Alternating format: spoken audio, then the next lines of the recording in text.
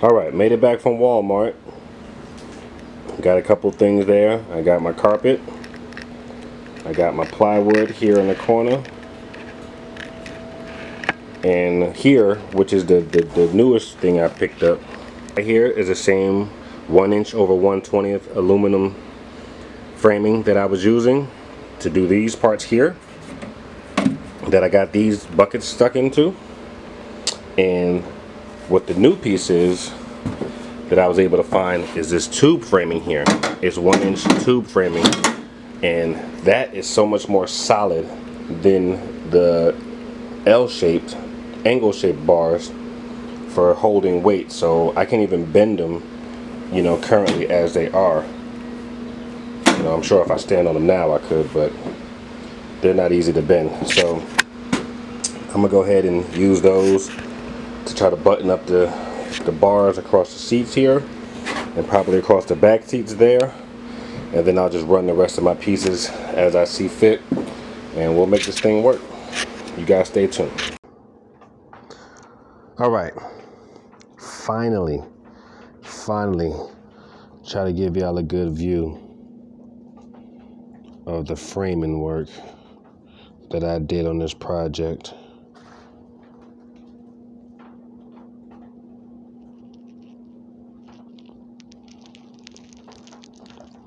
I finally completed the front.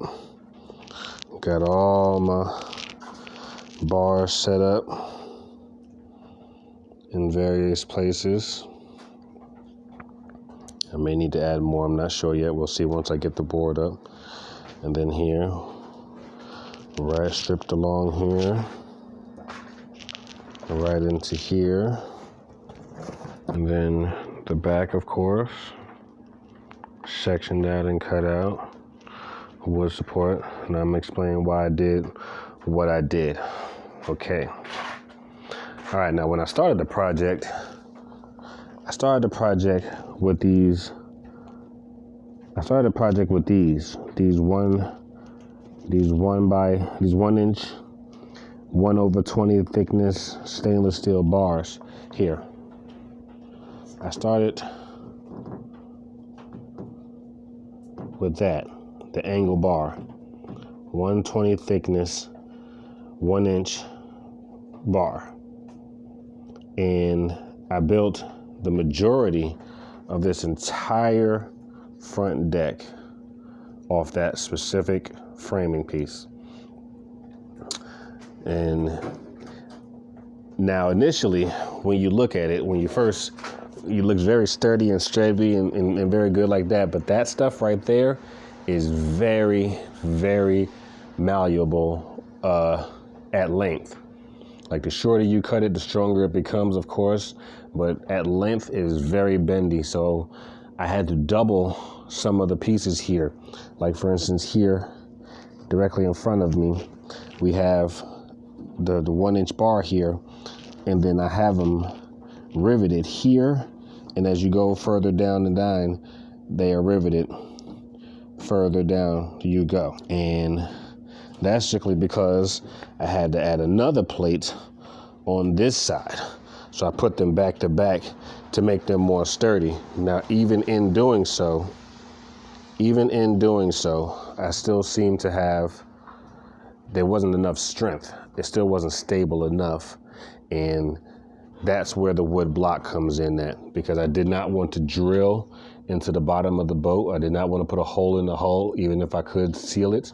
I did not want to do that. I just wanted to make sure that when I applied pressure here, that this did not flex. because you know the front center section is where you will be spending most of your pressure at, and that's where most of my openings shall be. You know, this is going to be a live well hole, you know, and we'll get to that when we get around to that. But this will be my live well hole. We got storage and storage containers here, and I was going to do a foot recess here for the trolling motor, but I think I got the measurements a little off, because when I started looking up the recess trays are like 12 by 19, and this is a more like a 9 by 12. So that's probably not going to work. So that's how I started initially before I get to the boxes. But that's how I started with that. But when I went back to Home Depot and Lowe's at one point, that's why the store tag is a little different. The Home Depot one is black, but it looks pretty much the same. I went and got these bars here. Now this is not angled. This is a full square. So this is a solid, you know, all around square inch piece of not stainless steel, aluminum. That's a solid inch of aluminum squared. There it is. It says it right there for you. Squared tube aluminum, 1 inch, 1/20 thickness, same thing. Same exact thing, except for it's not angled. I got the whole square, right? So with having the whole square, it's a lot more sturdy. So I decided to place those bars here when I found them across where the seat is, where the main step up would be, because this is going to be the place where you step up. You enter the boat on this side here, you enter the boat here, and you're going to step up here initially. So this first step up needs to be solid, because that's going to see the most action and the most work and the most part of your weight every single time. It's also going to be where people sit when you're not standing up there. You got to, you know, you'll sit along the edges here.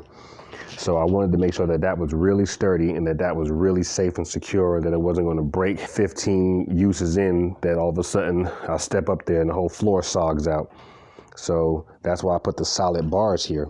Now, along with the solid bars, I put another solid bar here and another solid bar there, because as strong as they are in comparison to the single slab of the angled cut, they still flex. It's aluminum, so it still flexes. So when I put these 2 bars here under it, you know, as support as it runs into the seat, solid as a rock.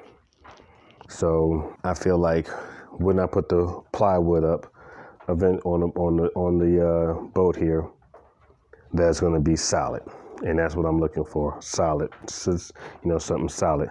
Now I've run that angled aluminum all along the frame of the boat here. Let me turn the camera to a better angle. So all along this frame here, I've ran this aluminum piece here, and then I've ran another frame here right alongside it. And what this is going to be, what I've decided is going to be, is a long storage. So, you know, I basically plan on putting some like a long door here that opens towards the outside of the boat that way, and then I can stick stuff like a life jacket or oars or something in there, probably more than likely oars, because I need something that can fit within that space, a small oar, safety oar, you know, because you got to have one of those on your boat. And then it's going to have a top that closes down, and I'll have little recessed trays in there that you can store stuff in, cup holder, and a little, you know, waterproof storage, something that you can, you know, put your phones and things in like that. And so that's what my plan is for that. So I haven't designed any cutout holes for it yet, but that one is kind of coming together as I'm building the boat. It wasn't fully planned out like the rest of the boat was. I've been planning this for weeks. So all this was fully planned out. Only thing that's different are the metal bar there. That right there is a squared aluminum piece in the front hole there, just as somewhere for the very front of the lip to sit. And then I got angled aluminum cuts in the corners there. And I might have to add some down here just as drill points for the board to drill to, you know, as we go along. And then that brings me back here to the back. So back here in the back, same thing. Put the squared aluminum over the seat, and the squared aluminum, you know, is a little stronger, like I said, and the same angled aluminum here in the back for all the recesses, you know, storage unit, battery unit, storage unit, that kind of stuff. And, you know, I anchored them down here at the back, making sure I kept all my recesses clear, and here in the back to make sure that's clear too. So this is way, you know, my back person, there's a place to sit here, but there's also a place to fish from while you're up here. We put the board in. I might have to do some, like I said, on the other side, a lip weld here and a lip weld there, as just as a place to bolt the board to when it's up. So that way it's secure in all four, all the corners. And then maybe a bolt or two there in the center before I start applying the doors and the latches and things. The back will probably come out pretty nice and solid. It's just front I'm a little worried about. There's a lot of little things to worry about. Is there going to be enough space? Is there going to be enough wood between them? Do I need to add something? Do I need to take something off? You know, just minor stresses. I may be able to fix them, but we'll see. This is me being done with the framing. It took 3 days. And this is with planning. It took 3 days with planning to get all this stuff cut, angled, and put up here properly. And I'm like really taking my time, really angling things, really coming up with ideas, really trying to make it work. And that's how that worked. I'm a little nervous for the rest of the outcome, but I'm feeling good about it. All right here we got some tricks of the trade. I'm gonna show them what I've been using. These rivets here, short, medium, and long. So those were pretty good. This drywall screw was used to put the metal into the wood after drilling the hole out. After actually drilling the hole out first, then I was able to apply that screw, which holds the wood in place and all the cross support bars in place because it works really well. Then there are the staples, and then your must-haves. Gotta have one of these things. If you don't have anything else in your collection, get one of those, because that makes putting metal together so much better, especially when you have angled pieces. So I'm just going to show you a few more tricks of the trade. You gotta have one of these with the proper sealing in it. This guy here, the rivet gun, it's going to be your best friend. Through this whole project, it's not a tool I use more than a rivet gun, except for the drill gun. These 3 items right here are your go-tos. They'll take care of everything. They solidify you getting your job done, for the most part anyway. I also have my hammers and my grip pliers there. And that ruler, that ruler is essential. Please have a ruler. Please have a ruler. And I suggest that you get one that's at least 4 feet long because, mine is shorter than the hole is, as you can see. But these are a few tricks of the trade, and it'll help you get your job done with relative ease. I'm ready to get on to this next part. I got some wood to measure up and cut, and we're gonna put a deck on her and see what she looks like.